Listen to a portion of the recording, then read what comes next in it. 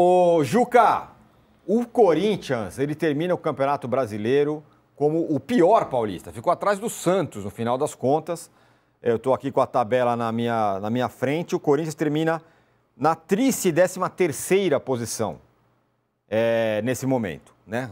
Bom, não vai mudar. 13º lugar atrás do Santos, que ficou em 12º. Mas tá focado aí na Copa do Brasil. E aí? Enquanto você fala, a gente coloca o chaveamento aí para você. Se você pode na Copa do Brasil? Tudo se pode em mata-mata.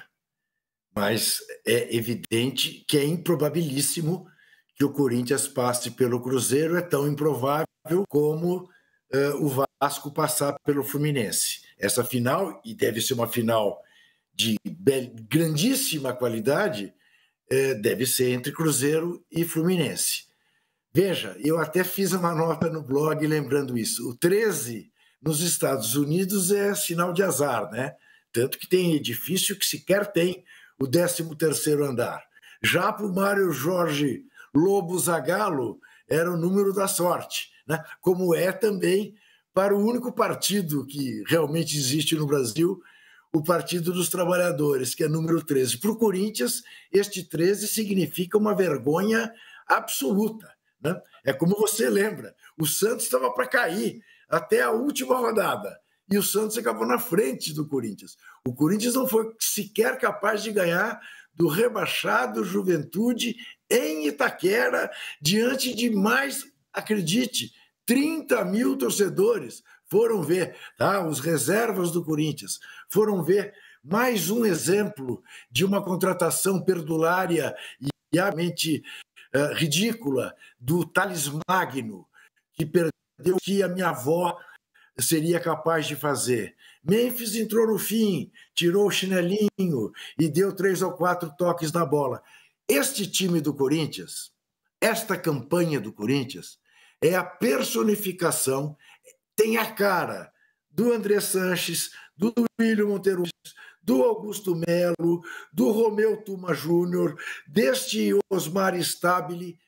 O Corinthians precisa de duas coisas hoje: de uma intervenção judicial, como quer o Ministério Público, que nomeie um interventor no Corinthians, que conduza o Corinthians para uma saída tipo Safiel, com a participação do torcedor corintiano comprando o Corinthians.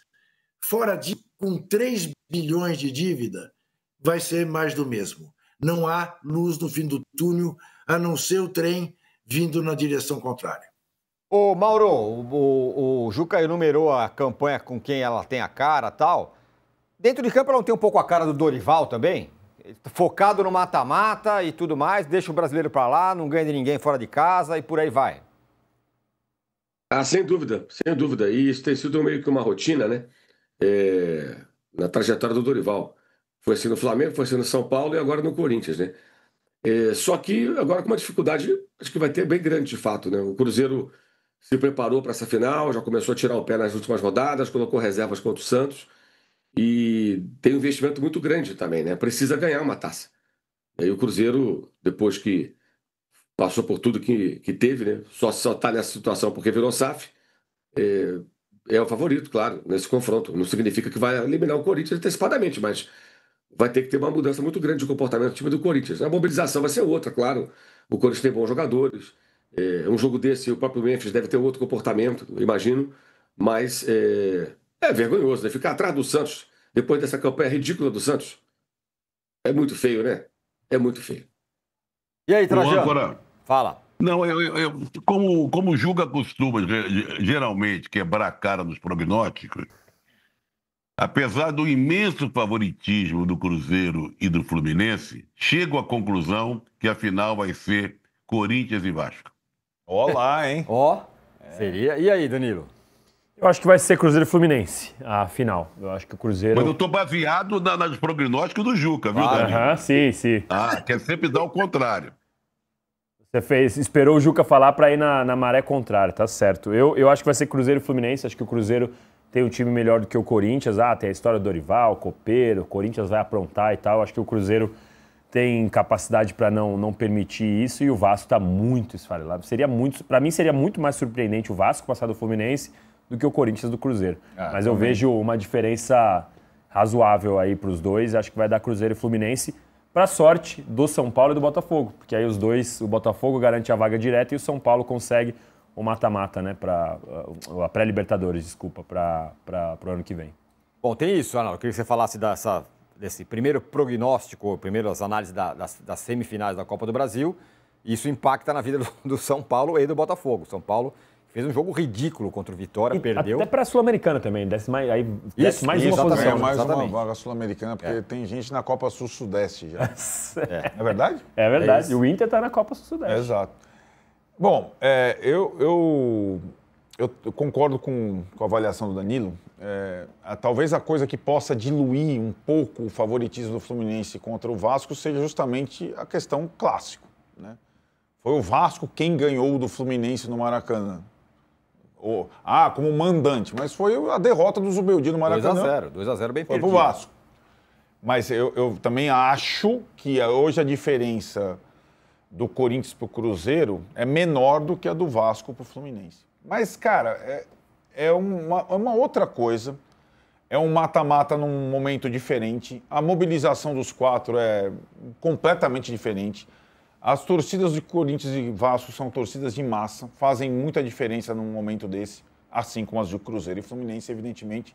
Então, acho que a gente vai ter um outro cenário a partir de quarta-feira. Vai ser completamente diferente do que a gente está vendo. E do lado do Corinthians, o Dorival tem essa marca mesmo, mas o Dorival é um especialista nesse negócio aí, cara. Ele ganhou com todos os times esse torneio, cara. Né? Então, ele ganhou com qualquer time esse torneio. Então, não podemos esquecer disso. E nesse torneio, foi esse torneio que o Corinthians eliminou o Palmeiras, por exemplo. Né? Então, eu acho o Cruzeiro mais time que o Corinthians, mas eu não vejo grande favoritismo. E o Corinthians vai definir na casa dele. Se o Corinthians coloca 30 mil contra o Juventude, um jogo cumprindo tabela, vai estar daquele jeito que a gente conhece bem no jogo da volta. O Cruzeiro acho que precisa fazer uma vantagem na partida da ida. Sobre o 8º lugar, o culposo, quem pode, o São Paulo podendo se beneficiar dessa história toda, sinceramente, eu estou assim, pasmo com essa sensação meio dúbia, que agora eu consigo perceber por que ela existe, do São Paulino com essa situação. O São Paulino que ama a Libertadores, ele está temendo o 8º lugar. Ou ele está um pouco com vergonha e um pouco com temor. Por quê? Porque a pré-Libertadores não é o temor de fracassar só na pré-Libertadores, nem ir para a Libertadores na fase de grupos, coisa que já aconteceu contra o Tajeres, né? Começou Corinthians e Tolima e já aconteceu com um monte de gente. O Corinthians já teve esse ano também, né? Com o Barcelona. Mas é uma questão, é um pavor sobre o ano que vem. É um pavor do clube não ter condição de aturar, de sustentar o ano que vem. Com o Paulista desse jeito. Você viu a entrevista do Dorival sobre o Paulistão? É a entrevista que eu dei. O grande time de São Paulo no Paulistão, ele corre o risco de rebaixamento, fora o Palmeiras, com essa fórmula. A fórmula é uma carnificina para os grandes. É ótima para a federação, péssima para os grandes. E boa para os pequenos que subiram assim. E ótima para os pequenos. Então já tem esse negócio, começa dia 11. São Paulo joga em Mirassol, que não perdeu de ninguém no Brasileiro, dia 11. Começa dia 11. Daqui a uma semana. Daqui a um mês, desculpa. Que susto. Daqui a um mês. Né? Pouco mais de um mês. E o Brasileiro começa em janeiro, dessa vez. E o time que for para a pré-Libertadores, ele tem reta final do Paulista, pré-Libertadores e início do Brasileiro. O São Paulo tem condição de jogar isso? Não tem. E mais. Aí tem o segundo fator. O presidente não quer a pré-Libertadores. Ele está jogando contra a pré-Libertadores. Talvez por esse temor todo. O São Paulo, vamos combinar, jogou 4 rodadas finais do campeonato fora do campo dele. Isso não existe. E o Danilo estava aqui, antes de começar o programa, falando... se o São Paulo for para pré-Libertadores, não tem um negócio do show do AC/DC? Eu falei, claro que tem, pode ver aí, cara. Abrimos as datas. Pode ver, eu falei, confere aí. Então, se o São Paulo for para pré-Libertadores, se ficar em 8º, na data da primeira... São 2 rodadas para os brasileiros, né? O Corinthians passou pela primeira e não passou da segunda. Isso. A primeira rodada da pré-Libertadores está prevista para o primeiro show do AC/DC e a segunda rodada da pré-Libertadores está prevista para o terceiro show do AC/DC, já em março. Então, assim... Fevereiro. Então, mas o terceiro show do AC/DC é em março e a segunda pré-Libertadores já é em março, né? Com o Brasileirão comendo, ó. E aí, cara, eu imagino que vai ser, se no domingo, na segunda que vem, daqui a uma semana, a gente estiver aqui no programa, e a final da Copa do Brasil for definida entre Fluminense e Cruzeiro, confirmando o tal do 8º lugar, o presidente de São Paulo, putz, e agora, hein? O que eu faço? Eu vou falar lá com o Angus Young, por conta do show da AC/DC, ou eu vou assumir que eu sou um incompetente, que não pensa no meu time de futebol, não pensou o ano inteiro, e agora que ele conseguiu um objetivo involuntário, eu não tenho campo para jogar de novo.